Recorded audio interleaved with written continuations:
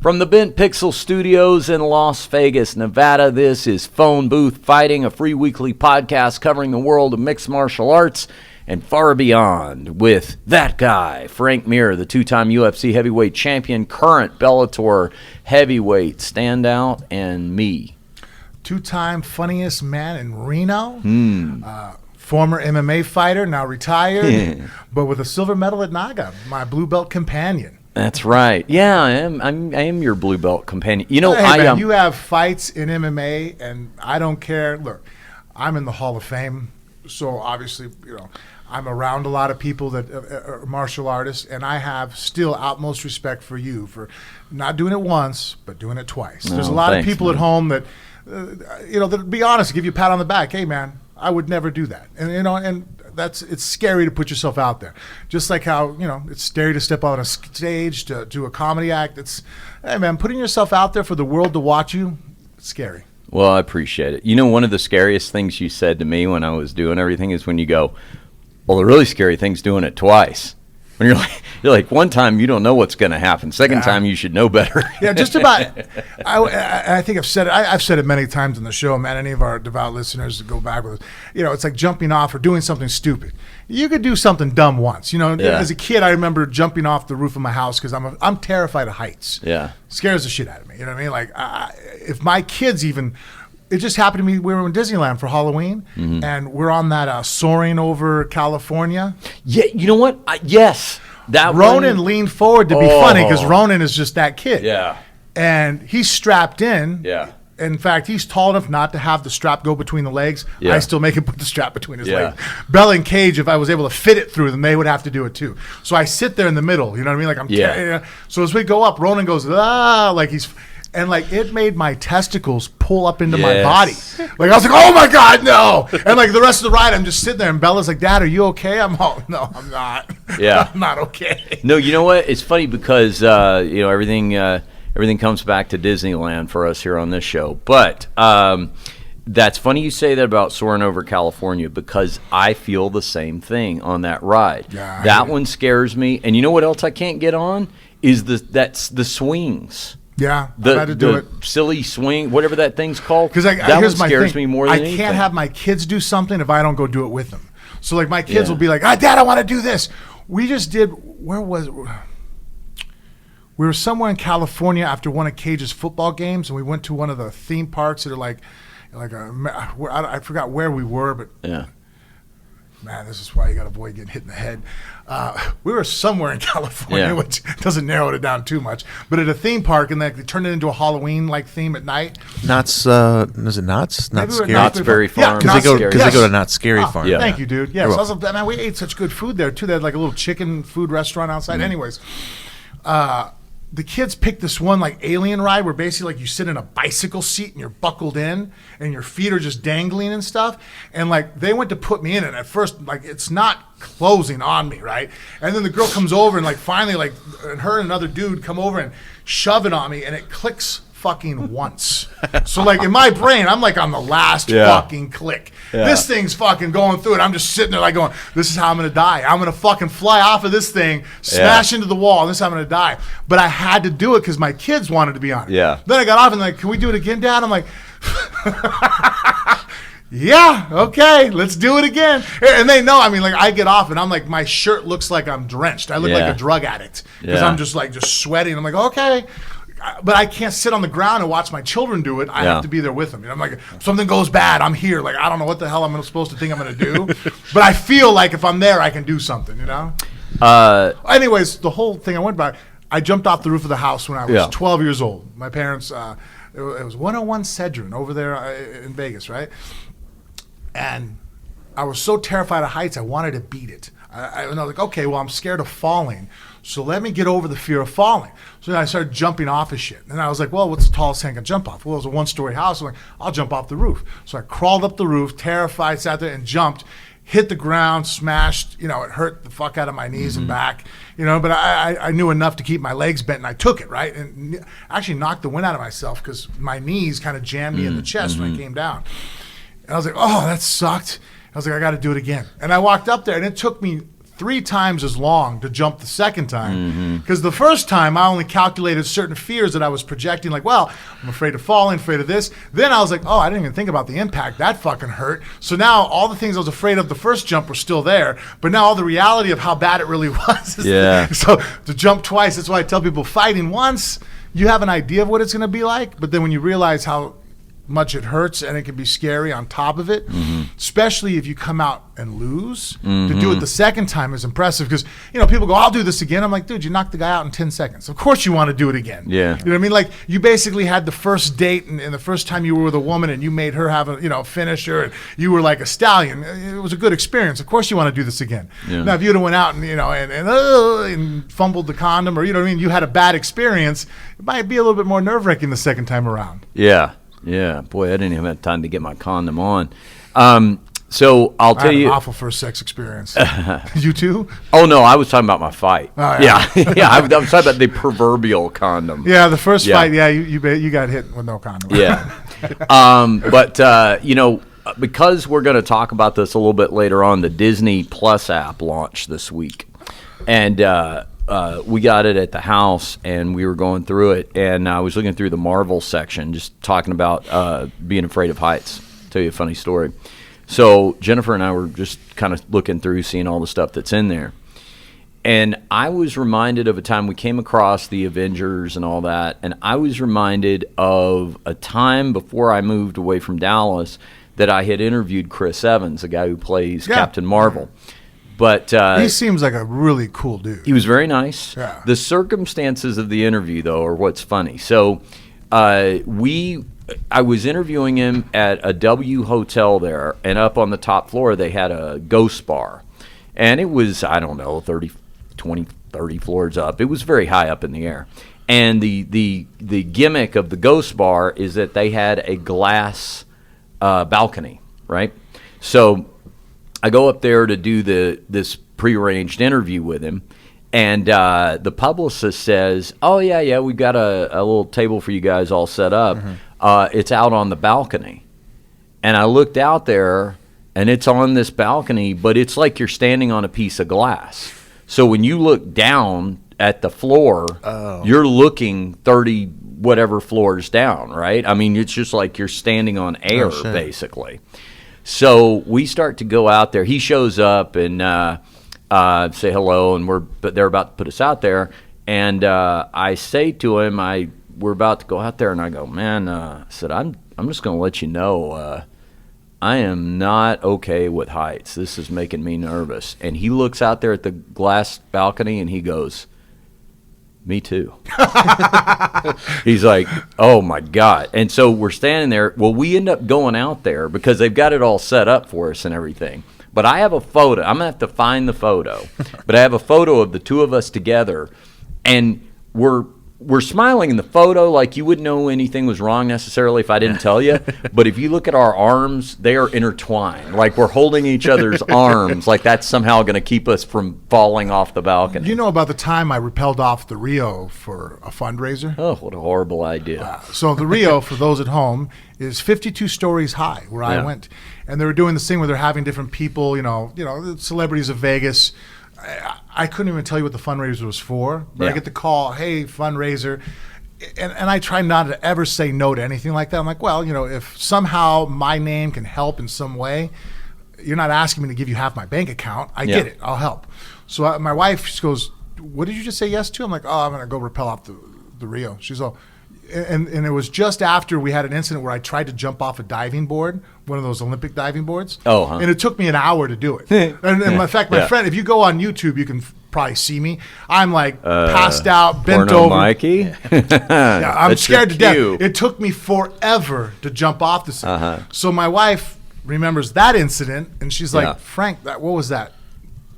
20 meters or something? And I didn't even go on the highest one. I went on the lowest one, which was like 10-meter diving board.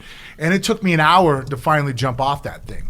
And the only reason probably I did was because a bunch of kids saw me and recognized me, and they're like, oh, it's Frank Mayer. I'm like, so shit, I can't walk down now, Couldn't take the walk of shame, right? Why's the fire department trying to get him down off that diving board? I was like a cat stuck in a tree, man. I was like, yeah. Anyways, she goes, so you're going to do this? I'm like, yeah, I got to do this now. She goes, what are you thinking? I'm like, So I'm like, there's things on there. This is where I'm not a beast. You know what I mean? Like man's mind can overcome emotional distress. You know what I mean? The reality of it is I'm perfectly safe. Any fear is in my mind. And fear is the mind killer, right? So they take me up there and they have 2 straps on me.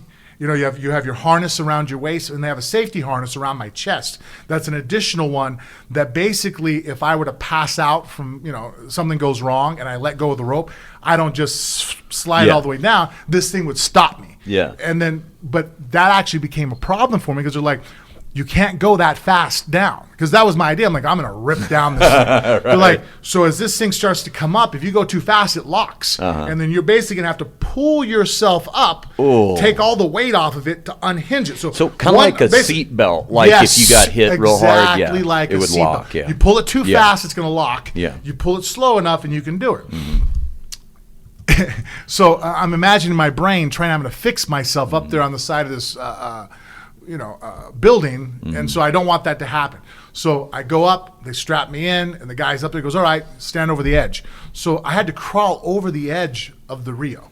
So I put my legs over, I go, and then I put my feet against the window, and I'm holding on with both hands. He goes, okay, grab the rope with one hand. Boom, okay, there's your break. All right, let go. So I go to let go, and I wanted to let go consciously. As soon as I did, my other hand came up and grabbed the thing. Bet. The guy's looking at me, goes, okay, buddy. He goes, you a little nervous? I'm like, and I'm drenched at this point. You know what I mean? Like my jeans were almost like, couldn't even absorb the amount of water I was putting out. And he goes, okay, he goes, you a little nervous? I'm like, yeah. He goes, you're going to have to let go with both hands. You're perfectly safe. Hey, and if you don't want to do this, I'll pull you right back over. You know what I mean? Like, no pressure. I'm like, I can't do that. All my kids are at the bottom, right? So I can't hear anything. Oh. Yeah, this is me, scared shitless. Now this is, now, Mirror versus Tower of Fear. Now, pause that for a second, Mikey. I want to set the stage. Now, when is this, do you think? By the way, hold on, wait. Just keep it up, but let's finish the Rio. Yeah. So now I'm doing that juggle with my hands, and so I finally let go. I fall back into the seat. Boom, and it locks in, and my feet are against the window. So I'm going down, and then all of a sudden I'm going as fast as I can, like I'm playing a game with this safety harness, because as it's lifting, I have to slow down, and it goes down. Then I can speed up, and then it starts to go up higher. It's going to catch. So I'm going, and finally I'm like, don't look down, right? Well, I can hear my kids, go, Daddy, go. I'm like, well, if I can hear them, I must be pretty fucking close to the ground, right? Wrong. I look down, and I just see 3 or 4 little dots. They look like ants. I'm like, oh, my God, and I throw up. Well, now I don't want to spit out against, my kids are watching, so I have to swallow my own vomit. Then like, ugh. And now I'm like gagging, and then I'm starting to go down, but then the Rio, you know how it's curved, like there's an indentation between the blue and the red? Yeah. It's offset. It's only offset by about 2 feet. So as I'm going, my feet miss, and look, I end up doing like a 360, looking out at the crowd. By the time I got down, they unhooked me. I got in the car. I fell asleep. I was so distressed that by the time it was all said and done, my wife's like, you're going to drive? Like, I can't drive. I didn't even go in the passenger seat. I got in the back of, I think the time we had the Tahoe, I got in the back and passed out, like slept the whole time. Like 2 hours later, I woke up. It happened to me here too. After I made this jump, I was there to do a fundraiser at San Jose because the sports program at the school, it was pay to play. So you couldn't play football unless you paid for the equipment. Because California, the taxes, whatever, they fucked it up. So now they're telling kids they don't have enough money to pay. And I was vehemently against that. I'm like, fuck that. If I pay taxes, sports should be a part of the education. Because I know myself, my parents got divorced when I was young, and they fought each other a lot. So I kind of got left to raise myself at certain points, And so education wasn't important to me at the time because I lived in Vegas. I was going to be a bartender. Why the fuck do I need to go to school? And so if it wasn't for football, wrestling, and track, I wouldn't have graduated high school. Yeah, I didn't give a shit. I mean, every year I had 17 absences every semester. Like I was the guy. I graduated like a 2.3. I did the bare minimum just to stay eligible for sports. So if it wasn't for sports, I would have been a high school dropout. So knowing that, I don't want these kids to be, you know what I mean? Like, without sports, it's important. So I went out there to help do a fundraiser and meet. So while I was there, I saw the boards. I was like, dude, I'm terrified of that. And Bill Wright, a good friend of mine, his wife and my wife were good friends. That's how I met him. You know, coach for 33 years, track coach, you know, just all around outstanding human being, right? And he's like, you want to try it? I'm like, yep. So he's down there treading water, you know, like just waiting for me. The poor guy, thank God he's a good swimmer. He had to tread water for about 45 minutes before I finally made this jump. Now, and then went and passed out in the office. Now, this is how high? That, I think, is only 10 meters. Now, how high is 10 meters? It's a little over 30 feet. Yeah. Okay, so 3 stories, basically. Yeah, so whatever it is, I think it's like 10, 15, and 20, because I know 20 meters, I think, is the highest one. Yeah. And I couldn't. And here's the other thing that screws with you. The water's crystal clear. So now the pool's like, I don't know, 10 meters deep, I think, or like maybe 7 meters or something. You probably look it up. But anyways, so when you look down, I'm not seeing the surface of the water, so it doesn't look like it's just 30 feet to me. I'm looking all the way to the bottom of the pool. So my brain's doing that calculation. So it's like I'm jumping off to go to the bottom, and I'm just like, holy shit. You know, and then Bill's telling me, he goes, look, Frank, I know you're nervous, but if you panic and screw up, you could hurt yourself. This is high enough to where, like, if you don't, make sure you keep your legs together. You know, you don't want to spread your legs. I've seen people tear a groin muscle that way, you know, because you hit the water and then you wishbone yourself. Or he goes, you know, I mean, like, if you fall to the side, he goes, I've seen guys blow out their eardrums because, you know, if you slap the water sideways, he goes, but I'm here if you knock yourself out or pass out, I'll save you. You know what I mean? Super reassuring. Oh yeah. So you're not even. This isn't even going to be a dive. All you have to do is just jump feet first. Step off, and it was amazing. Like, my self-preservation is extremely high. That's why I know this sounds really dark, but I wish I could always talk to somebody that actually went through a suicide to be like, how did you override that? You know what I mean? How did you override self-preservation? Because, like, as a computer, that part of my brain, you know, like, I can't point sharp objects at myself. You know, I've been shooting with guys that are sometimes fucking idiots, and they'll point the gun at their own head, and it's unloaded or whatever, you know, and fingers off the trigger, but I can't do that shit. One, it's fucking moronic to do it because God forbid you made a mistake. But even the idea of, like, putting a firearm in front of my hand, like when I do drills with other guys, I have great muzzle awareness. I keep my elbows down. Like, I never cross my muzzle over anybody because self-preservation. And if you do that to me, it's never happened to me. But I have like, I'm afraid of what would happen if I was ever in a drill. And if I see you talking and you pass me by I'm going to have to do something that you're going to remember, never to do that to me again or anybody else. So self-preservation. So me telling my brain to jump, I couldn't jump. And it was funny because Bill was telling me, he goes, your brain's not going to allow you to jump. You're going to have to just step off. So walk out. And so it took me, again, I'm serious, this was a 45-minute negotiation with Frank Mir. You were up there for 45 minutes. 100%. And I might be. Because I'm looking at this, and I don't know how long it takes to jump off a diving board, but the YouTube clip's 4 minutes and 21 seconds. So even what we're edited seeing, down version. Yeah, let's watch it. It's funny. Okay. You're gonna see me like I'm bent over one time holding the bar. Like, I had a hard time. So at this point, there's Bill. Yeah. I'm just laughing because it's so fucking scary. Yeah. Is there audio? Here, Bill. He's gonna show. Yeah, he goes first so he can be in the water. But look at this asshole. Yeah. Oh, look at that. Now, he's late 60s.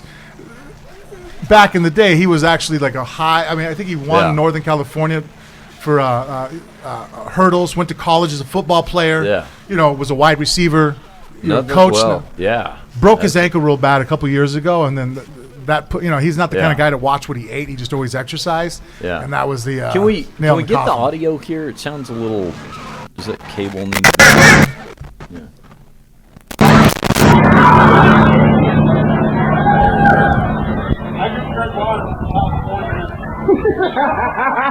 And that's Chris, his son-in-law, who's filming right now. Now, at this point, you've been standing up there how long? Oh, I don't know. He was trying to jump. Yeah, you kind of, we were up there. Like, I remember Chris told me afterwards he had 45 minutes of footage. I'm almost positive. So he had to edit it down. I'm going to tell you something. Even just what you're doing right here, just standing like that on the edge, That freaks me No, out. he actually did me a favor of not showing how I had to go up there the first time. Yeah. This is already probably halfway through. Okay. When I first walked out there, you see those bars there? Yes. I walked out holding the bars. That's what I would do. And then I dropped to my hands Yes, and knees. yes, And yes. then put my belly on the ground and then kind of sideways crawled and then looked over the edge. That was me. That's exactly what I would do. what I would do. crawled Yes. back like a low crawl, Yes. face on the ground like if people were shooting at me, crawled back all the way to where you couldn't even see me on the camera, and then grabbed the bar and stood back up. Yeah. That took me 15, 20 minutes to get to this point. Okay. To where I could stand and look over the edge. Yeah. All right.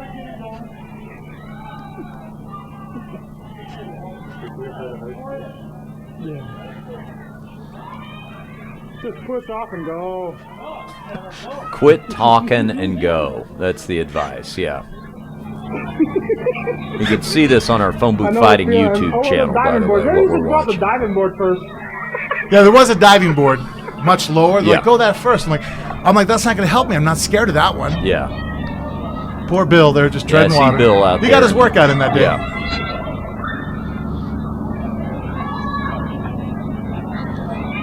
Just staring down Funny there note, looking at my it. kids know how to swim because of Bill. He taught all three of my children to swim. Now, pause it there for a second. When do you think this is? Like how many years ago? Well, it probably says on the YouTube video. I mean, it was posted like a couple months afterwards. Right. 2010? Yep. Okay, there you go. So we're getting close to 10 years ago. It's interesting, you have the ability to do something I don't. You can also tell time by My tattoos. markings, yeah. Like it doesn't look like we got much of a back piece going at that point. Yeah, I think when did I start my back piece? I think in 09. Is that So, right? I yeah, don't so know. there's the outline of it at least. Okay, yeah. All right, go ahead and play it there, Mike. Yeah. But I definitely don't have my left arm done yet. That was the last tattoo I got. Yeah. And we're at about the 2-minute mark now, and Frank's still thinking.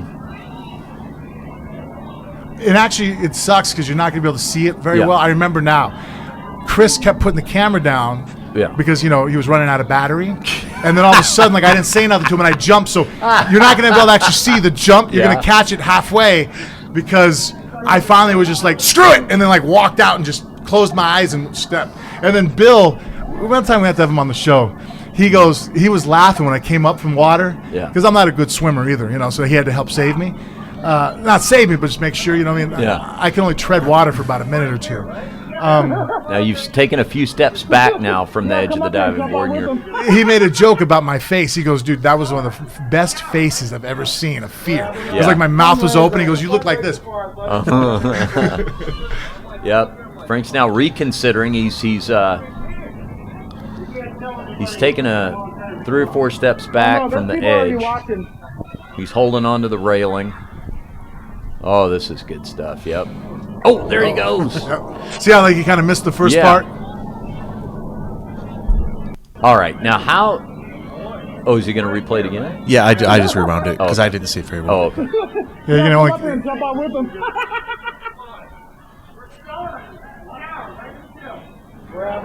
Fundraiser. did I hear someone say we're at 1 hour? Maybe I was up there for an hour.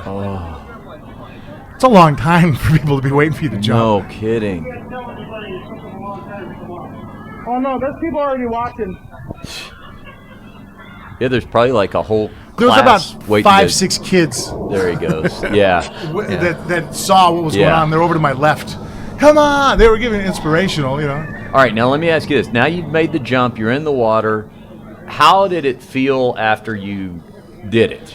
Relief. Yeah. Yeah, I was like, but any sort of sense of like, oh, that was nothing. Like now no, I'm totally. I couldn't even do it again. Okay. Like yeah. I was sitting there and they're like, but we had the meeting in a couple hours. Yeah. And I was like, I don't think we have enough time for you to make another jump.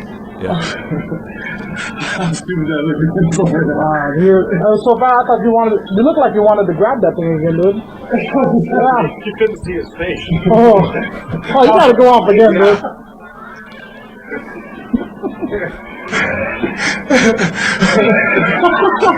Good thing you're on this side, dude. Wow. Yeah, I feel for you there because same Terrified of heights. exact thing with me. Same exact thing. Interesting. All right. Well, that was fun to watch. One of the comments I saw, it says, well, when Frank fights, he's not going to take a dive. That's good. Hey, whoever said that is still listening to us. That was awesome. That was funny. That is good. All right. Well, here in a second, I had this idea, Frank. I mentioned the Disney Plus app launched. I thought Frank has a talent that we don't really use enough on this show. Marvel or comic book Have expertise. you ever heard Frank talk about comic books, No. Mikey? It's incredible. I knew that you're a Disney family and you like all that and the Marvel stuff and everything. But I a couple of times have heard Cage, your middle son, say something like, "Hey, how come the Hulk lives in where he lives?" I mean, I don't know what the question was, but you went into oh, well, that's because his family is from the planet blah, blah, blah. And then you knew the whole story, and I was amazed that you knew all that. So here's why I ask. I actually, as much as I love Disneyland, have seen hardly any Disney. Really, I've seen no Disney movies. I've seen a few of the Pixar movies, and I've seen little to no Marvel movies. So I was thinking this app was such a big deal when it launched. Maybe Frank could put together the starter list for the where do you start if you want to get you want to get into the Marvel and maybe the Disney proper and stuff like that. Well, I actually too. text you right now and Mikey too. So if you want to put it up on the board, Mikey. Okay. They have lists out here. This isn't one I created. Mm-hmm. This was something that I seen that people started doing. Where it was kind of like a continuum because obviously there's the chronological order that the films came out.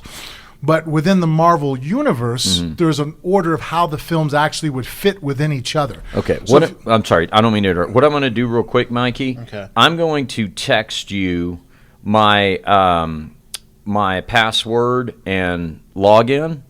And if you will, just go to DisneyPlus.com Okay. and sign in. And then that way, as you talk about these, we can see the graphics and mark them and things like that. All right. So what were you saying there? Well, and so there's different people have gone on the internet and made lists where it's like a viewing order. Like, for example, even though Iron Man came out way before Captain America, Right. if you wanted to watch it to where it made sense within the Marvel universe, Okay, there you go. without a great Yeah. overall standing of what was going on, if you watch it in this order, then the pieces would fit together better for somebody who doesn't have maybe the same background that I do in reading, the comic books. There you go. That makes sense. All right. So what we're going to do is we're going to have Mikey pull up the Disney Plus app on there, and he can. So while we're doing this, you've already logged in, right? Okay. So yeah, you can see Well, that. no, that's the image Frank sent me. Oh, Yeah, that's what I that's what sent he you. said. We could talk about. So, like for Okay. example, Captain America would be the first one I would tell you to watch because it takes place in the 40s during the first. Right. Yeah. And so that way, within the cinematic Marvel Cinematic Universe, it would make more sense. And then, like Captain Marvel, even though that was a much more recent film, that would takes place like in the 80s. And Captain Marvel is a girl. Yes. Okay, and you know how I found that out? Because I was over at California Adventure and the Captain Marvel mobile pulled up and a girl jumped out. And I looked at Jennifer, I go, is Captain Marvel a girl? I didn't know really what And Captain it's Marvel actually was. her name, or who it because is. she's from a race of aliens, originally thought of, is Marvel. And so it's like spelled, but it sounds like Marvel. See there? This is what I'm talking about. He knows Captain Marvel from a Scree. race of aliens. Okay. All right, so then you go there. Yeah, there's a big war that always occurs where the Screes and the Krolls. Am I saying it right now? And she's part of The Sharks and the Jets, I think, is what you were thinking of.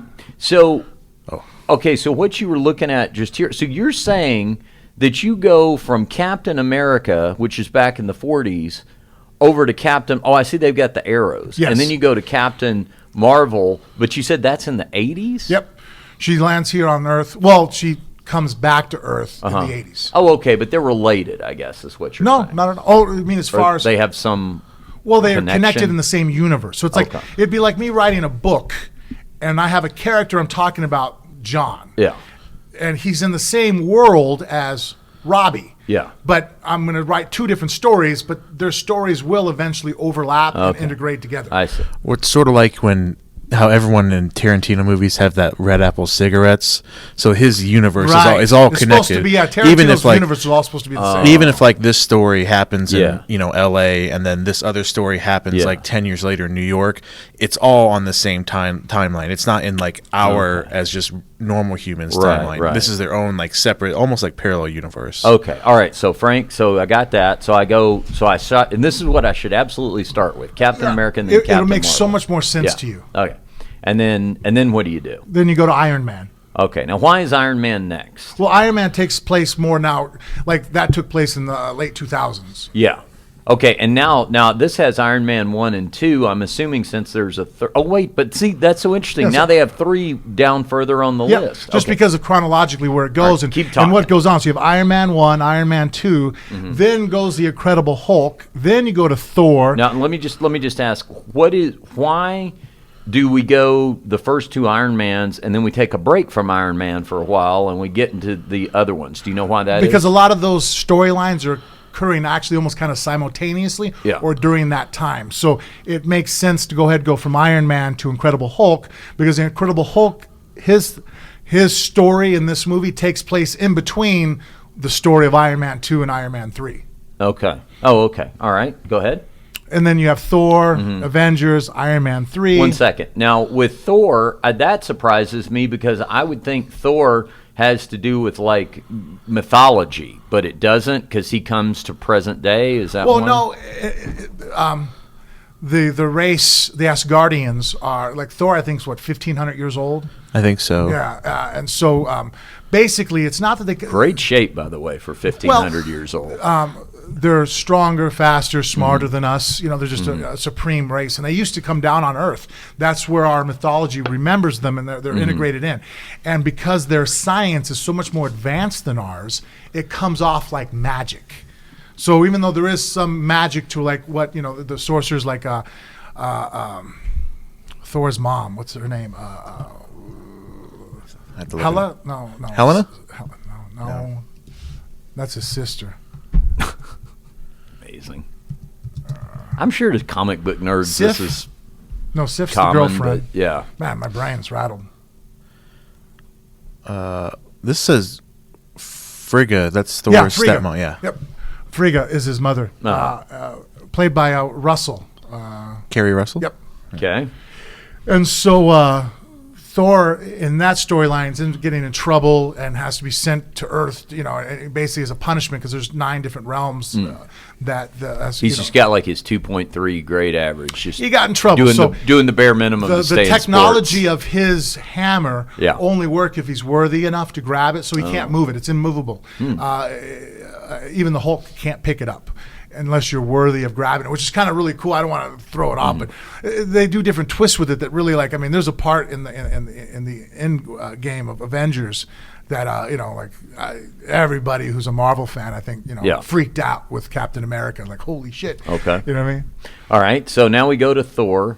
Then we go to Avengers. Now, what I know about Avengers is that's like the super group. That's all of them together? Yeah, there's a super spy.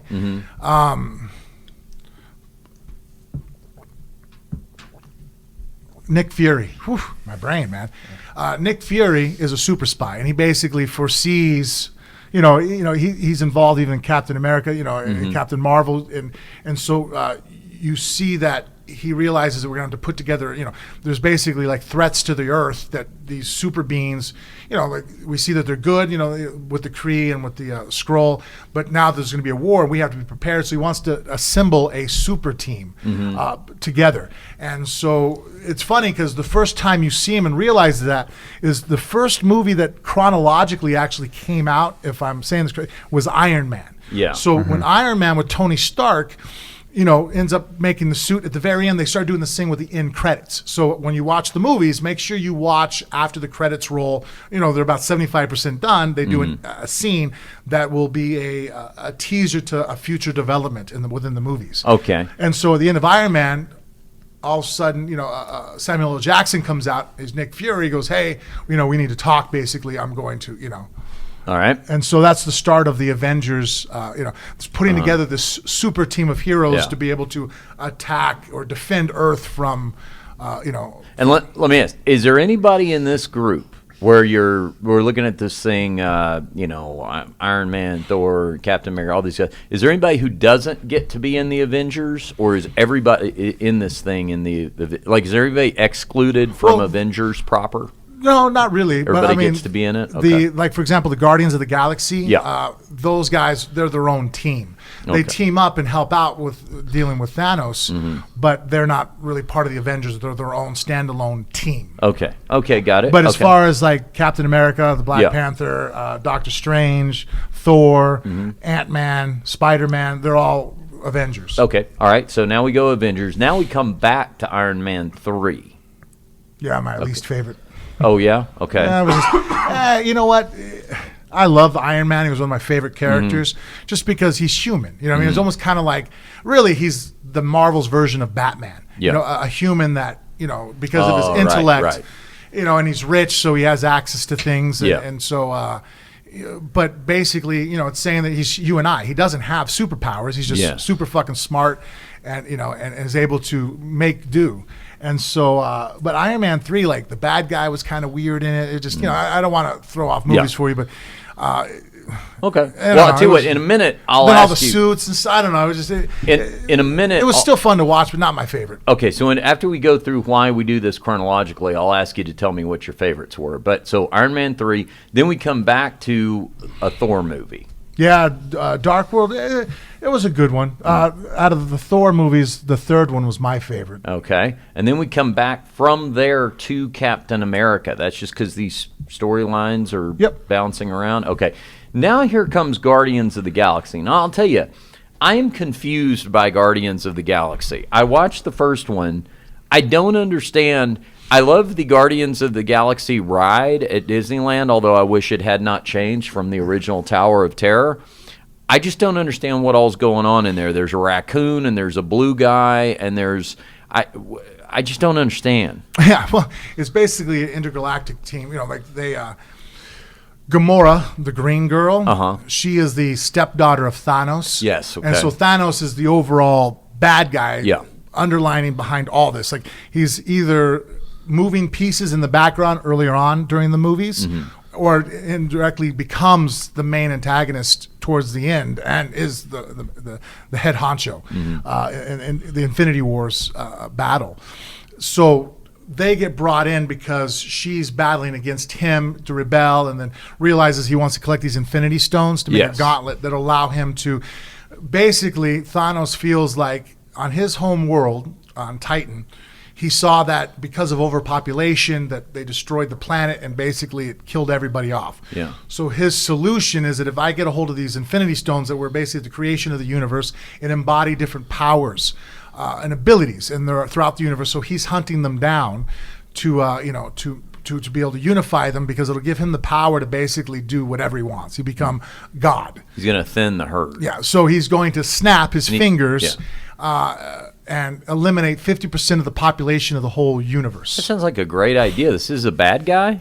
Well, it's funny listening to him because I like how they kind of tried to write him in to where it's like he's not evil per se, but just sees a solution to a problem that's barbaric. And you can make an argument that, for example, wolves, right, do very good for the ecology. When they reintroduced them, they were somewhere in Canada into the ecosystem. Rivers started running better because now the vegetation was being, able to grow. There was more trees.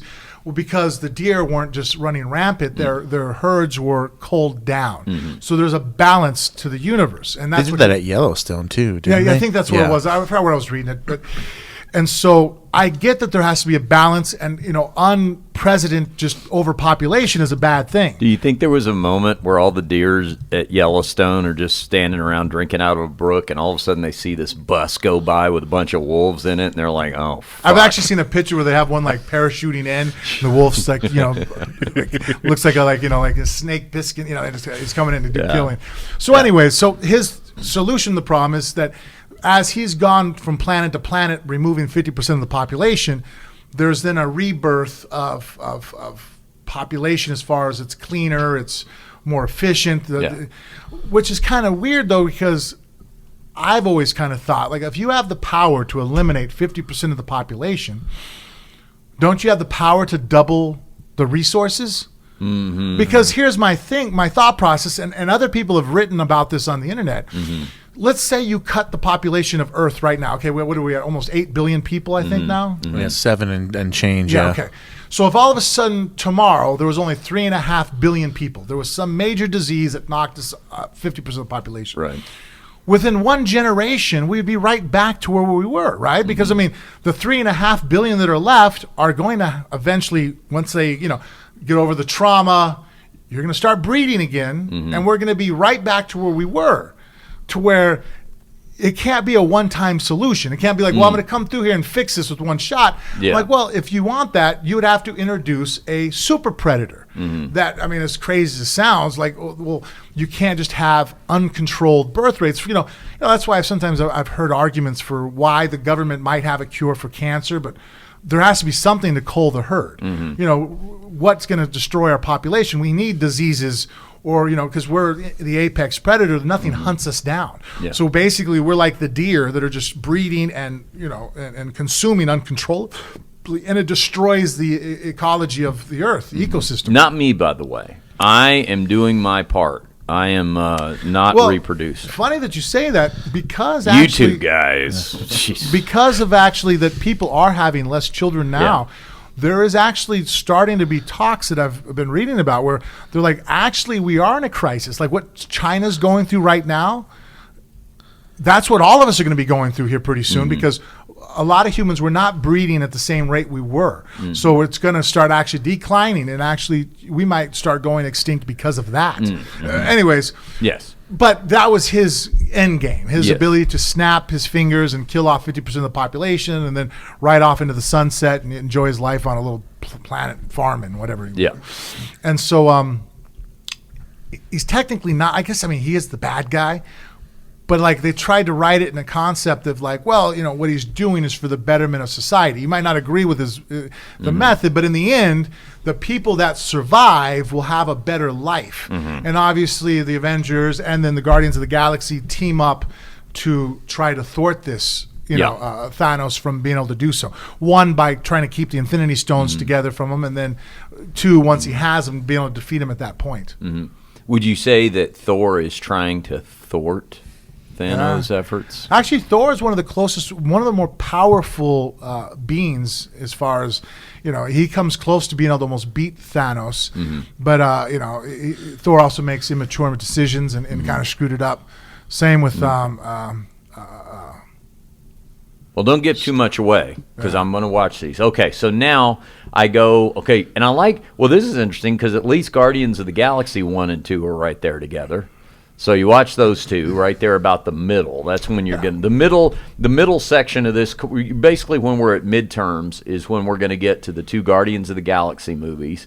Then we go back to Avengers. This is going to be our third Avengers movie. It's called, I didn't realize how many Avengers movies there are. So it's going to be the third Avengers movie, Age of Ultron. Okay? I think it's the second Avengers movie. Second one. There's only 4 Avenger movies. Oh, 4. Okay, got it. Yeah, it's like there was 3, but the third one was so long they split it in 2. Oh, okay, got it. And then Ant-Man. Yeah. No. I'll be surprised. I think he might be one of your favorite characters just because, you know what I mean? Like, yeah, okay. A guy who's well-intentioned. Yeah. But has made mistakes and just, okay. And really at the end of the day, also not a superhero, just a person who's willing to go ahead and, jump on the grenade. Okay. All right. Ant-Man. And then we go to, what is that one called? Civil War? Captain America Civil War. Yeah, that was a sadder one. Okay. So that's cool. Like another Captain America movie, yes. Right? Okay. Then Black Panther, which I've heard very good things about. Black Panther's a great one, man. It's funny. I actually wanted to, when we were talking about doing characters, I wanted to be the Black Panther for Halloween. But then there are certain people around me that were like, dude, you can't do that. I'm like, why can't I?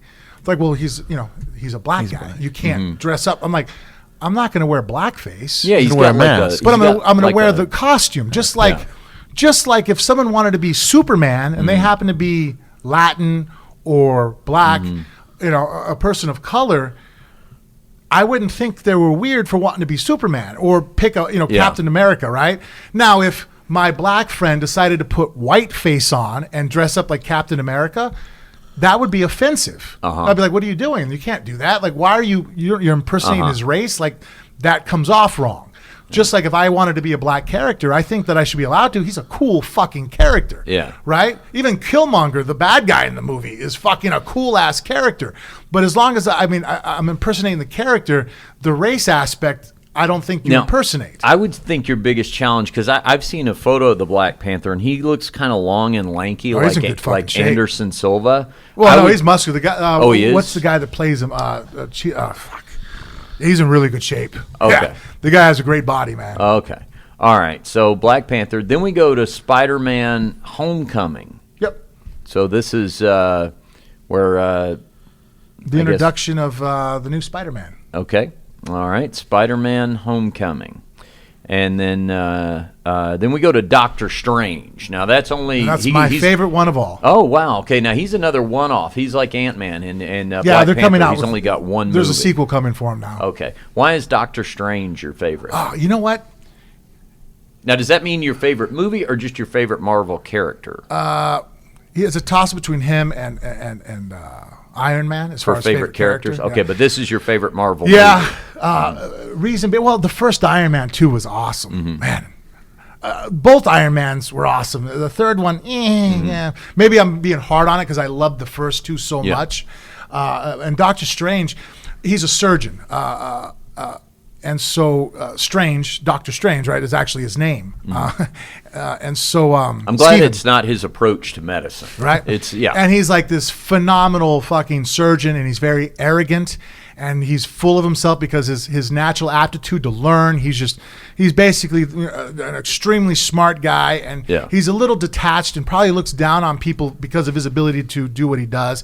He has a severe accident that causes him the loss of his hands, and it humbles him, and he loses everything. And from that, he has to start over and learn a different approach to life, and that taught him lessons and reinforced him. I guess the reason why I love it so much is it's fucking me. In a way, not to be so arrogant to even think I'm on that level at all, but here I was, a world champion in the UFC at 23, 24 years of age. Everything came fucking easy to me. I was so gifted in so many ways that were not really, I didn't work for them. They were just given to me, and I abused those gifts. And then when my leg got taken away from me and I broke my femur, starting over made me have to have a different approach, rely a lot more on my intellect and my toughness, and develop things I didn't have before. I was such a pussy before, and really develop things in me that I would never take that back. Like, people always ask me, like, oh man, if you hadn't broken your leg, you'd no. I would never. If I could go back in time, I would watch it happen. I would not ever even steer myself out of that car wreck because of what it did for me and made me who I am today. And so that's why, I guess, because maybe I think on a personal note, that's why we pick some of the characters we pick, because there's some kind of a relation to them. I relate to him. And so when I saw, the struggle and the misery and just the depression that he went through, then to come back out and become better than he was, and he's just, smart guys. And like, even how he traps Dormammu in the end, he doesn't beat him with power. He beats him because of IQ, his tactics. He was able to outsmart him and outmaneuver him, which I'm always a fan of that, because look, I can't beat up a gorilla, and as I'm getting older, look, man, I'm not as strong as I used to be, not as fast as I used to be. I mean, those things, and guess what? Tomorrow I'll be a little slower and a little weaker. I heal a little bit less, but I can continue to become more and more dangerous if I hone my tactics and my intellect. And that's the part of humanity that I think is impressive. That's what makes humans, this little frail 150-pound, bipedal, mammal, why we're at the top of the food chain. It's not our power. It's not our strength, Okay, so Doctor Strange, then to our last Thor movie, okay. Then back to the Avengers. No, those are badass movies. Okay. And then, so you sound like you like all the Avengers movies. Yeah, I was never disappointed with any of the Avengers. Honestly, I loved all the movies. Yeah. The Incredible Hulk, That's another one-off. He only got one. Yeah, that was actually a problem with, this will throw you off a little bit. Yeah. The really great actor. that plays him. Yeah, well, Mark Ruffalo plays him now. Edward Norton? Edward Norton originally played him. Back in like 03 or 02. And that's who's going to be in that Hulk. Okay. So you have a different banner. Oh, as opposed to the Avengers. Right. Yes. So he had... Bill Bixby not a part of this at all? No. I guess Edward Norton is just a perfectionist as ago. an actor. Yeah. Yeah, he passed away cancer. And so I guess they just had a very difficult time dealing with him. And so they didn't give him he didn't take on the mantle of the Hulk anymore. Okay, yeah. And so that's when it passed on to Mark Ruffalo, who did a phenomenal job, and I like him. But I mean, Edward Norton did a good Hulk. Yeah. The movie was good. Better than the first one they did with what's his name? I think the one movie director that always does Ang Lee. Yeah, Ang Lee did it, and it was kind of strange. Man. Well, he did a different Hulk? Yeah. He did one that's not in this list? Yeah. I don't know if that's the Hulk that's in the list, right? Or no, Edward Norton did the one with Ang Lee. It was just called Hulk in 2003. They just totally washed that. Oh no, Eric Bana did the. Eric Bana did that Hulk. Did that Hulk, and then did Edward Norton do? Yeah, Edward Norton did the more recent. Well, Hulk. I don't want to get the wrong. I don't want to grab hold of the wrong. Yeah, we got to Hulk. figure out what Hulk they put in there. Okay, so Eric Bana did the one with directed by Ang Lee, and let me see Edward Norton. I think I'm right about this. Hold on. This one says it's called the Incredible Hulk, so maybe we have to try to find that. Yeah, Edward Norton was the Incredible Hulk 2008. Yeah. And then Ruffalo took over in all the Avengers, all the other stuff. Ruffalo took over. I wonder if any of the other Avengers ever give the Hulk shit for being the only Avenger that has to have an adjective in his name. They're like, what's up with I don't need to be incredible. I'm just me. That's interesting with you. So the Hulk thing's something. I don't know why.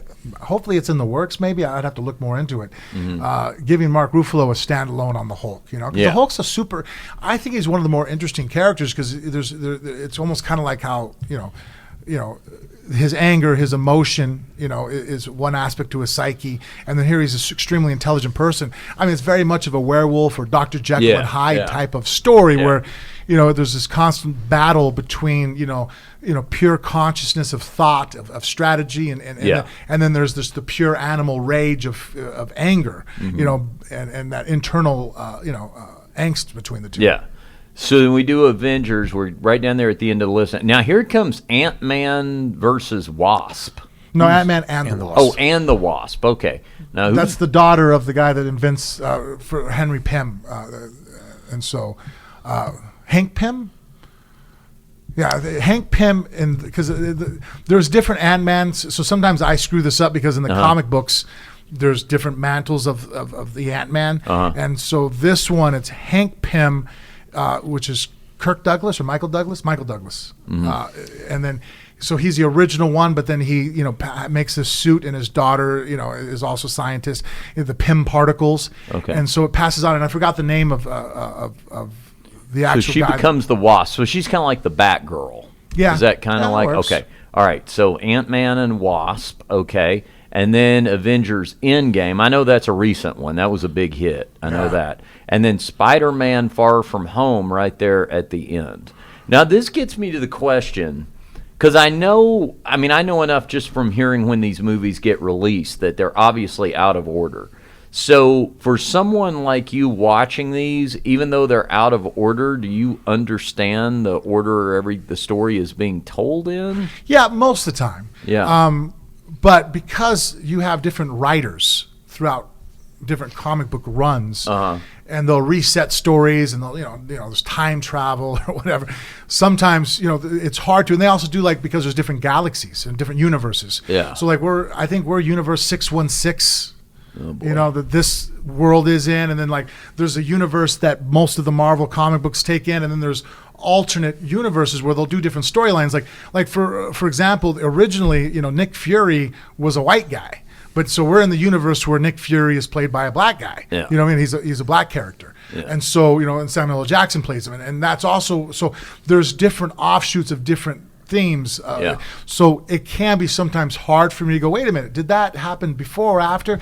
But thankfully, because the internet, there's so many YouTubers out there that dedicate their whole channel to the discussion of these different topics. Of, the Hulk, or different themes.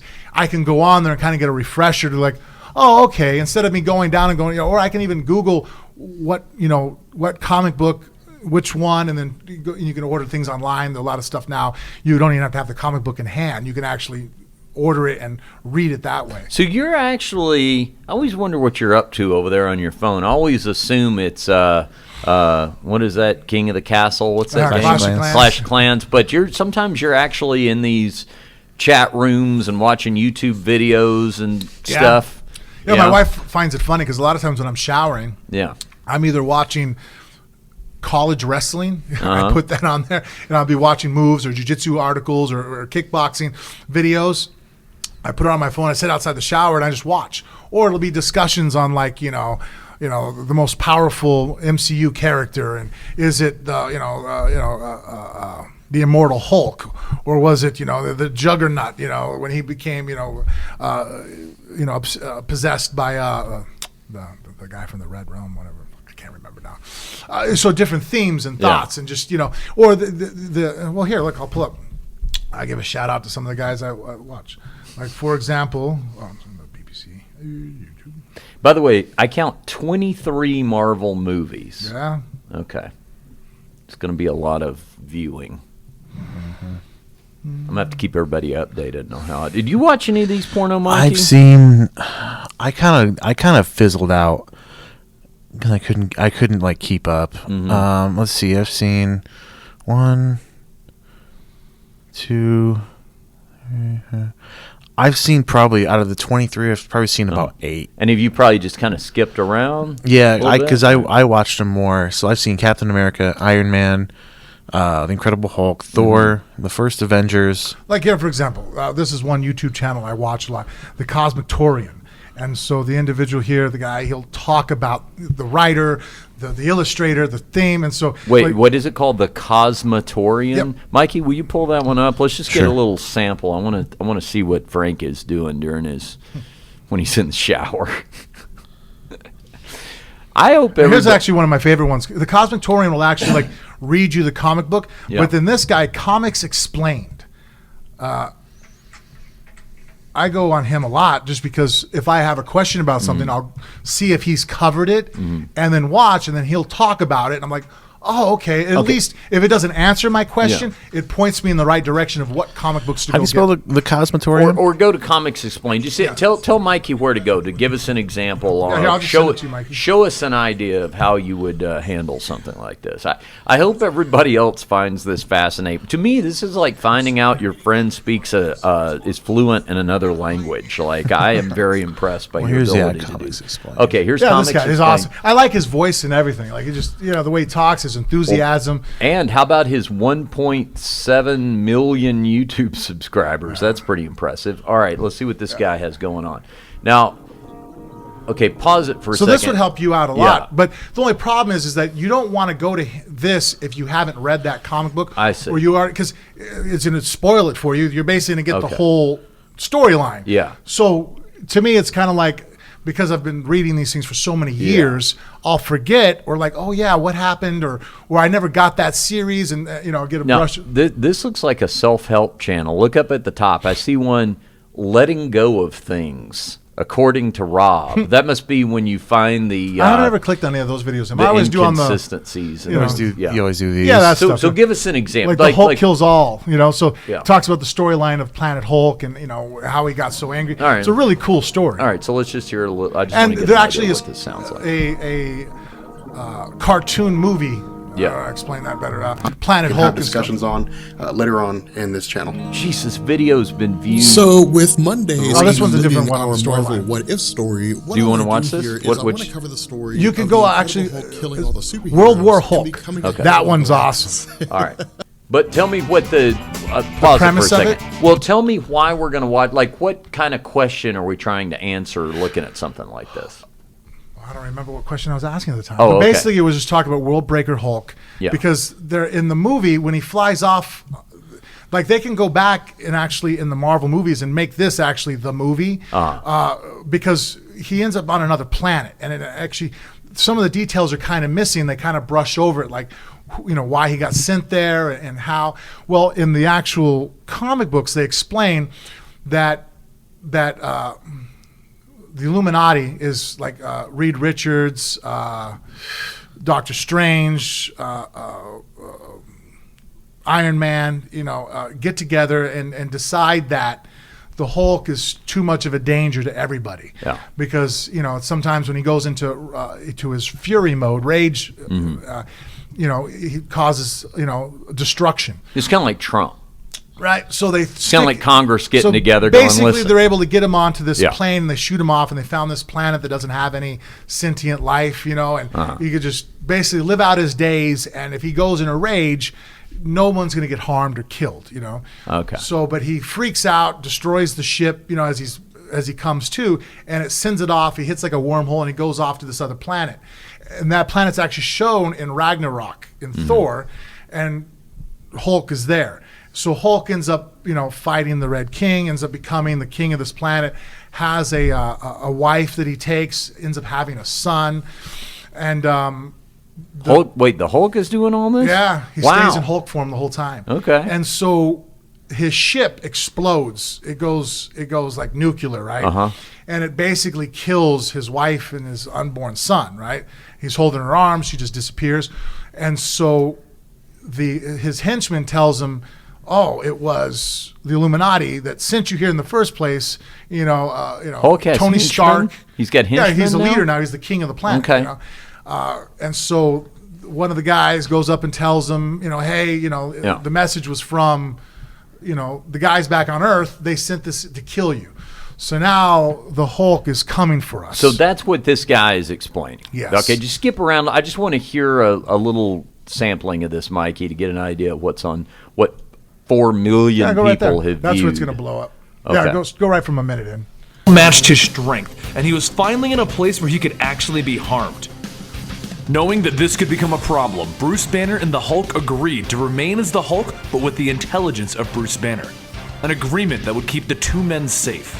And he used this to his advantage to climb the gladiatorial ranks. Eventually, he rose to the top, and then he would lead a revolution against the Red King, the ruler of this planet. Now that's the Rory Hulk then McDonald. brought peace to this world, and he even found love. He was finally happy. But then the ship that brought him to this world exploded, and it killed millions of people within his capital city. And it also killed his wife and his unborn child.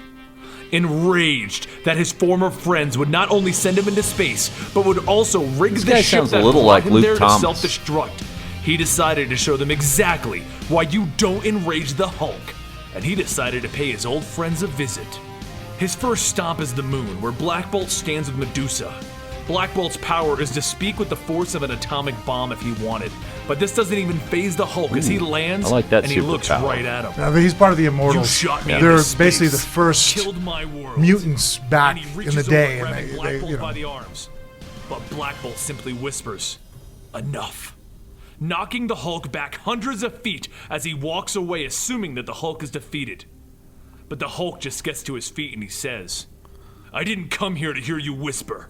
I want to hear you scream," as he leaps on top of Black Bolt. The Hulk then broadcasts a message all over Earth. "Puny humans, I came here to smash, and you should all know who is to blame.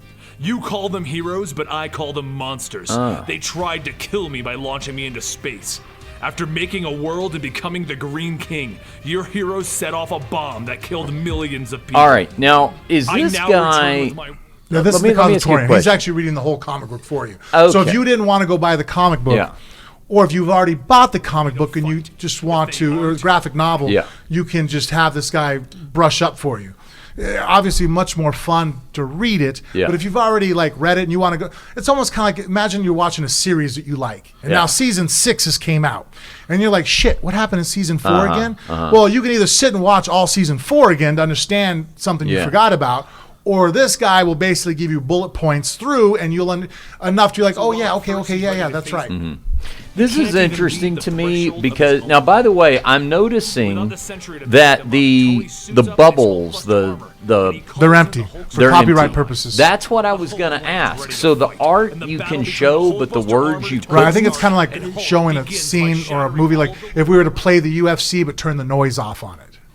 Huh. I don't know exactly how that works, but Yeah. yes, all the bubbles are. So he's not actually That's showing. why. Yeah. How interesting. I didn't know how that would Tony work. begins to back off, 2 fighter jets fly overhead, and they launch 2 missiles, engulfing the Hulk in fire. Here's one of the coolest parts, right? So go almost towards the end. Because it reminds him Now, of how the his Sentry wife is this died. really interesting character. He's not in So any of the great movies. that no one is safe, and with a single palm slap, the entire world feels the force of the Hulk. With a single step on the ground, he even forces earthquakes. This is when he up goes and into down World the Breaker eastern Hulk. seaboard. He's the most He powerful thing screams in the out, universe. Do what Okay. you're gonna do, Tony. Use Go it back a little now. bit. Go back a little bit. Use your ultimate About a weapon. minute. Like Man, Monster Luke looks Thomas up- is losing his Okay. mind So on this here thing. he fights the Sentry to a standstill. Okay. The Sentry has the power of The Hulk 1,000 isn't suns, done. right? Come back to us, and he stabs Rick in the chest. Bruce's heart And now begins to fill Rick with is rage the guy once that again, he saved and he originally turns back in the into day, the and that's why he got Hulk. exposed to He gamma begins slam radiation. the member of the Warbound over So and over. that's his The White henchman, Monster right? Looks up at the Hulk. Yes, do it. Never stop is what you taught me. See, this is we the- will this is the never twist. stop fighting, and that is why I've killed them. Spoiler alert, anybody comment, watching at the home, Hulk turn it off if you're stops. interested in this. Okay. Them. This Bug guy, creature continues. I had to remind you. You wanted peace, but that's not who you are. I blew up the warp core in your old ship. So much rage begins to pour out of the so Hulk pause it that real he quick. hits- So basically what this kid did, or his henchman, Yeah. he wasn't happy that the Hulk won. That the Hulk now wanted a wife and have a child. And look, he's Yeah. the king of the planet. He set all the gladiators free. There's no more of that going on. And now, like, it's like, hey, it's a flourishing, peaceful world with no war because the most powerful being on there, the Hulk, he's cool now. He's happy. He has Banner's intellect. He has the Hulk's strength. His split personalities are at peace right now. And so he sabotages the ship to blow up and blames us back here. And so that's because he's like, this is who you are. So even right there, when he fights the Sentry to a standstill, he dissipates all his energy and he reverts back to Bruce Banner, right? And so then he kills his buddy, that he's the guy that he saved back in the day when he was out there, you know, doing the gamma radiation testing on the scientific site in Nevada. And so he goes out there, and so that guy's like always been like one of his best friends. So now he kills him, right? And then he explains to him, you know, as he's starting to beat the shit out of him, he's like, yes, I'm willing that you kill me because now you remember who you are. You're just a destroyer. You're not supposed to be at peace. You're supposed to just destroy, hate, and kill. And so when the Hulk realizes now that he was set up, that he basically almost killed Reed Richards, basically thrashed Tony Stark, and he's basically mangled his friends. It was a deceit. It was he beat up the wrong guy. And so now he's realizing this, and he turns into World Breaker Hulk, the most epitome point of, well, there's an argument between that and the Immortal Hulk, who's more powerful, but he becomes just like rage incarnate. He's just unlimited. He's able to stomp the ground and almost splits the earth into two. Is anyone around you as amazed as I am that you can do this? That you know all? This is incredible that you have this wealth of knowledge to me. Does anyone else react I used this to like way? it more, but now because of just obviously the career choices I've made, my memory's not what it used to be. I used to be able to recite comic books almost verbatim. Yeah? You know, yeah, I could sit there and start talking you boom, boom, boom, and go through it and be like, oh yeah, that was my one comic, you know, and I had, and then, you know, even when they were long gone, and I never did a great job of putting them in plastic because I like to read them. So I pulled them out and, you know, obviously, you know, leaving them on the counter, the kids got a hold of certain ones, and so I have things missing, and I've made a You promise. still have comic books. Oh yeah. Towards my 20s, I really got into graphic novels too. I have an idea. Let me ask you a question. I'm going to put you on the spot. Do you think you could read one of your comics like the comic historian is doing here, kind of, as far as like being animated like that? I have an idea, Mikey. What if we try an installment where Frank brings one of his comic books. Okay. And we'll do it like this. I mean, it probably won't look exactly that polished, but I think we could put something like that together, right? Yeah, I think that'd be fun. But just Yeah. understand the copyright part of it, because Yeah. obviously he's not reading it verbatim all the Right. time. So I don't Yeah. know, So yeah, figure out what I can do and not get us in trouble. But Yeah. so here's the cool part. So watch Okay. this. Yeah, okay. Critical mass. Even his eyes and his mouth are beaming with gamma radiation. The anger is so great that no one is safe, and with a single palm slap, the entire world feels the force of the Hulk. With a single step on the ground, he even forces earthquakes up and down the eastern seaboard. He screams out, "Do what you're gonna do, Tony! Use it now! Use your ultimate weapon before I break the world!" So Tony calls down a satellite blast, and he runs over to the Hulk, hitting him with the full force of it, ending this. The Hulk reverts back to Banner, and he falls to the ground unconscious. S.H.I.E.L.D. shows up and they seal up Bruce Banner, and they lock him away in his war bond. They're imprisoned for their actions against Earth. And that's the end of Worldbreaker Hulk. Hulk eventually gets a chance to redeem himself, but it takes quite a while. And the Illuminati are shamed across the world for quite some time. But that's the story of World War Hulk. I hope you guys enjoyed it. Yeah, and if like you wanna I've always chat tried about to this, stay feel free. mainstream canon. So anytime the writers and I get wind that they jump off, like there's a couple weird stories with the Hulk versus Wolverine, and like in a future where basically he's gone crazy, and I never bought those comic books because like. You know what I mean? Like, there's a certain image I like of certain characters. Yeah. Like, it's even like on DC, they have a whole comic book run called Injustice, where basically like Superman's a bad guy now, you know? And I don't read them. So, like, I'm aware of certain plot points because of being on the internet. People will bring things up. Yeah. But I'm not an expert on it or even understand it because it's kind of like, you know, you have certain characters you love, and I love why certain writers portrayed them.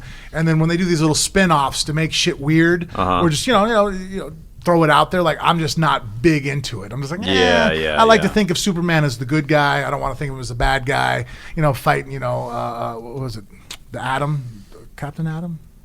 I don't know. Again, I don't really, I won't read them. Kind of weird. Like, you know, it's funny. In some parts of my life, I don't like ignorance where I'm sitting there and go, well, you know, if you don't know about climate change, you should study it. Right. Not studying doesn't make it go away. Right. But when it comes to my fantasy world, I'm like, well, it's not real anyways. It's all make-believe. So why fill my brain up with stuff that's going to, you know, it's almost kind of like I wish I can go back and not watch season 8 of Game of Thrones.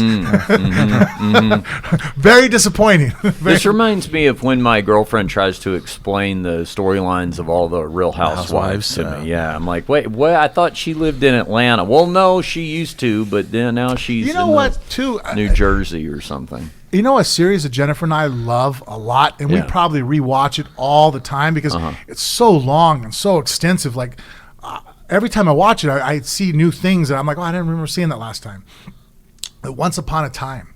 There's like a little fun fact. It was on ABC, right? Yeah, it's like I don't even know what that is. Well, basically, what they did was it's like Disney used all their characters, a lot of them, and put them in a universe all together to where it starts off with Regina, right? Like the evil queen is in this town of Storybrooke, and everybody's normal. There's no magic. It's normal reality.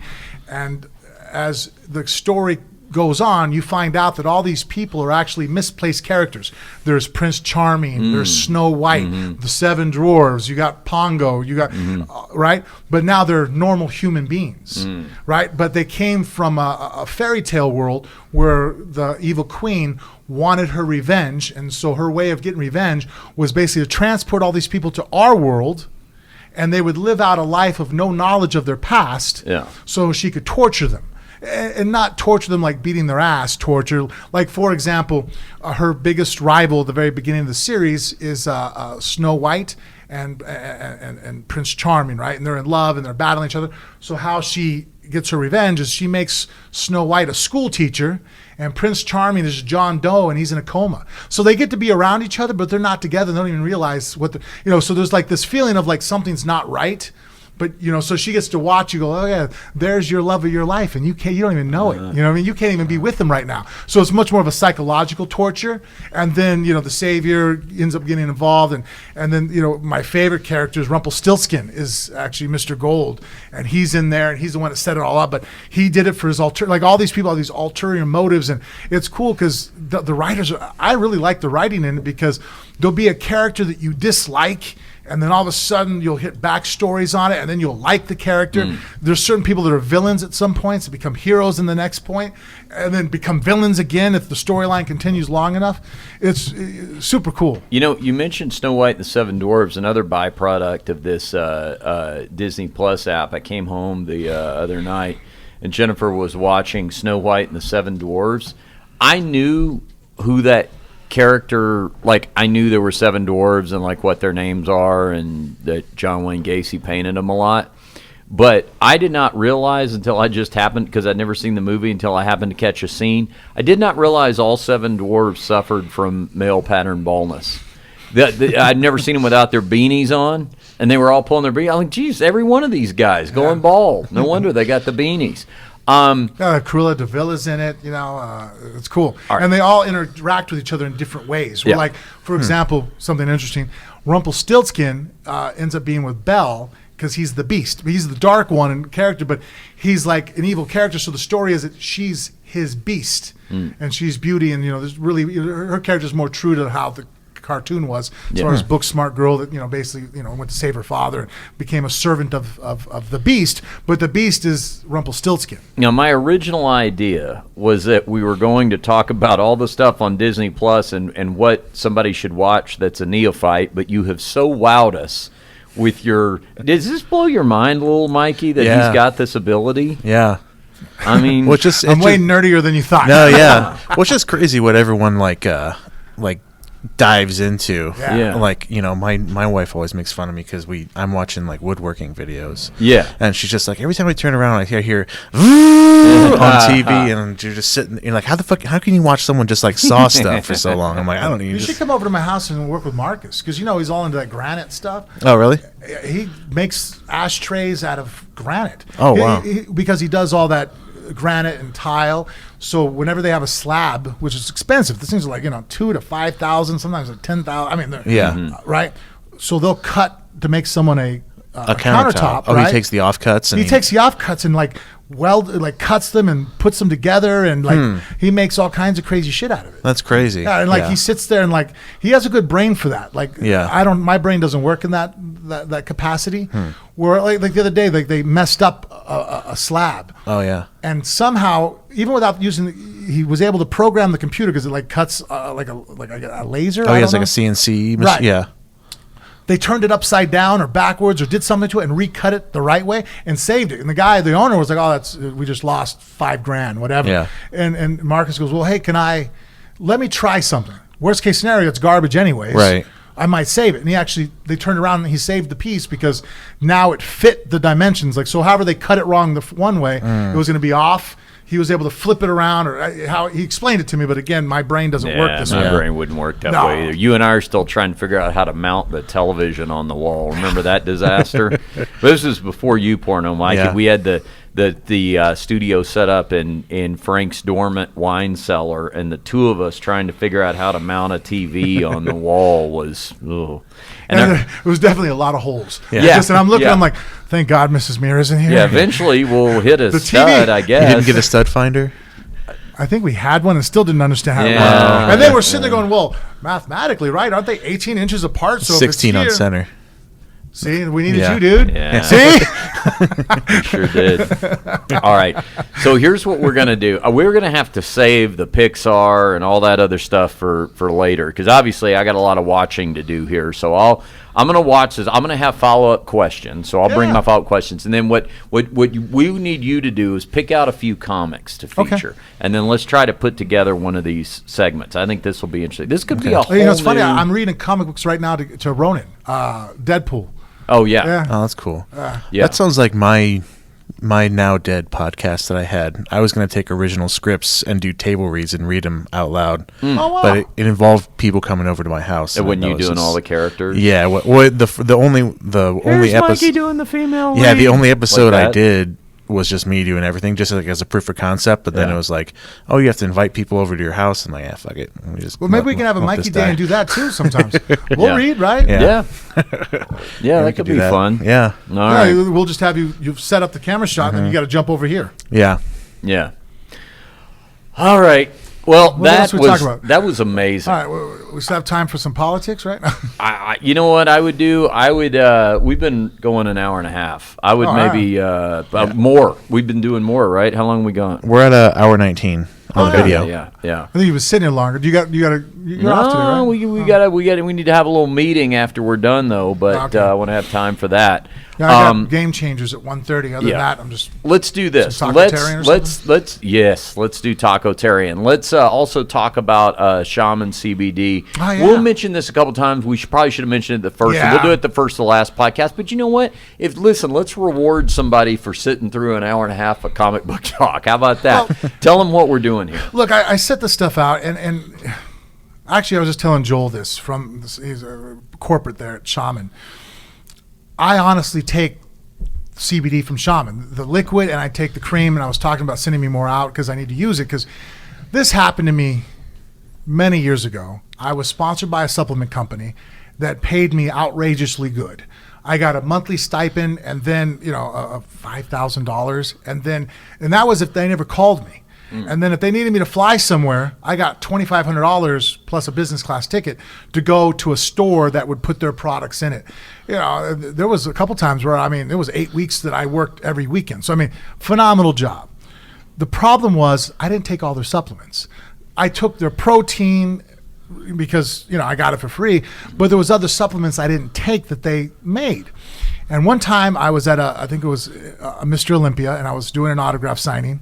And a long line, and a guy came up to me and he asked me a question about one of the products in particular. It was like a fat burner or something that they had. And I was like, oh yeah, not one of, and so I couldn't answer his questions because I honestly didn't take it. And I made the mistake of, instead of going, hey, but I do take this product from them, I tried to pretend that I understood about that product. And the guy, because I was being untruthful, it became very apparent very quickly.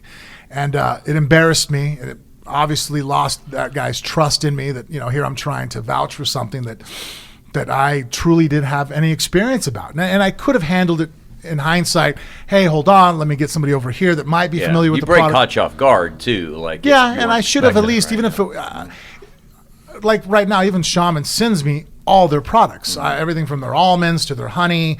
There's popcorn that has CBD in it. Different, I've tried all their products. You couldn't, I think there's one now, like a massage oil that I don't have yet that they're sending me. So now if someone asks me a question about their particular products, I can go, oh yeah, well, I like this. Yes, I tried that. It wasn't for me because X, Y, or Z.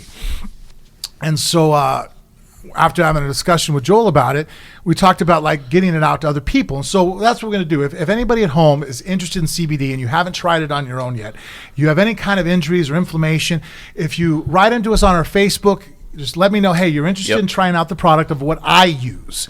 So they have many products on American Shaman CBD, but I particularly use the tincture, the droplets. I use it 3 times a day. I take the extra strength, and then I also use, every time Ruben comes over, and at night I rub the CBD cream. Those 2 products I use daily. There's not a day it goes by that I don't use it. And so we can send some of our fans at home, I can have them send you out a sample pack, and you could try it out. See if it's something for you. If you like it, about a month's supply, whatever they're going to end up finalizing. But if you're interested, I could probably get about 10 packages sent to all of our fans.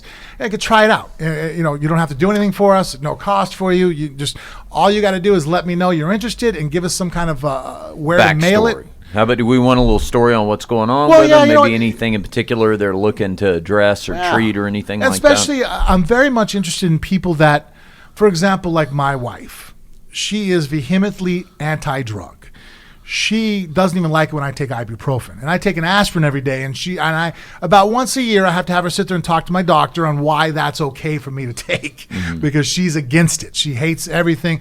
I do Myers cocktails. She hates that, even though it's all vitamins. I mean, Jen is just. I mean, she's had surgeries and won't take painkiller at the end. You know what I mean? Like the nurses and doctors will tell her, like, if you don't, like, it's okay. You just had a major surgery. You need to have some kind of pain maintenance. My wife won't hear it.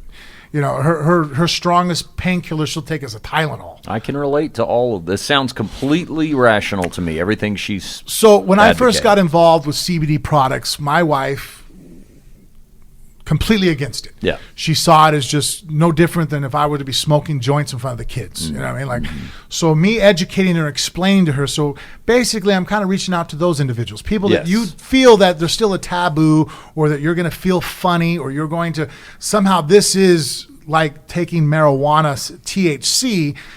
This is probably my really invitation to you. Hey, look, no cost to you. You're not going to be out anything, but you get to see the results of taking this product, on how it's going to help you with inflammation and just all the stiffness and aches in your joints, how much better you're going to feel, and you're not going to be high. It's not going to make you feel funny. My children take CBD. I give it to my kids. I'm not a maniac. If I thought my kids were going to be high, I'm not going to, my kids don't drink wine. You know what I mean? I drink beer, and I don't give my kids beer. You know what I mean? There are certain things that are age appropriate. Well, I can relate to this because that's something that I've got MMA related injuries, but at the same time, I don't want any kind of mind altering experience. I know, so and people CBD's feel, and I understand. Yeah. I get it. You think this is that. It's not. Right. No, that's something that I've realized from using CBD, that you don't have to. That's a whole separate component of it. Yeah. Well, great. Okay, so what we're looking for is we're going to select about 10 people at random, but maybe put something in there about what your specifics of what you're dealing with. Maybe a certain injury, maybe a sport, or I don't know, maybe an illness that you've recovered from, or something like that. And message us on our Phone Booth Fighting Facebook page, and we'll have Frank select. The only thing I would ask of you is, if once you've tried it, good or bad. 30 days later, let us know. Yeah, Tell me. right. You know what I mean? Like, even if it's a bad response, and you're like, I didn't like this, or I didn't feel anything. Okay, well, talk to us, because that's the only way for me to, further the conversation and try to help. If you're completely against it, just give us a follow-up. If they're willing to send out the product to you at no charge to you for the shipping and handling, just you're getting something for free. The only thing is, like, give us some feedback. That's all I'm asking for, is feedback on the product. Makes sense. All right, very good. Well, let's tell everybody, I guess, then how to follow us on our social media. We've already covered Facebook there, but what else we got? Well, yeah, Facebook, Instagram also at Phone Booth Fighting, and Snapchat and Twitter, you can follow us at just Phone Booth Fight. All right. Amazon banner? Yeah, Amazon banner, very important.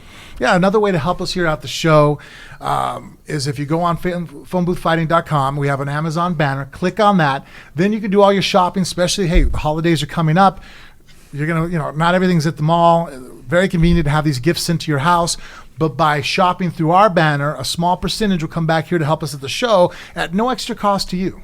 Huge support for the show. We really, really appreciate it, guys. All right, for Porno Mikey doing a great job producing, for Frank Mir, and for all the characters of the Marvel Universe, I'm Richard Hunter, and we'll see you next time on Phone Booth Fighting.